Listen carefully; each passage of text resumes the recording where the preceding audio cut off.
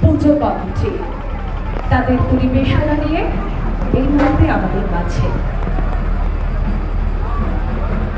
পুতুলের আঙিনায় দেবী দুর্গার আগমন, কাঠের প্যাঁচা থেকে শুরু করে বিভিন্ন হস্তশিল্পে সেজে উঠেছিল মণ্ডপ। এবার তাদের পুজো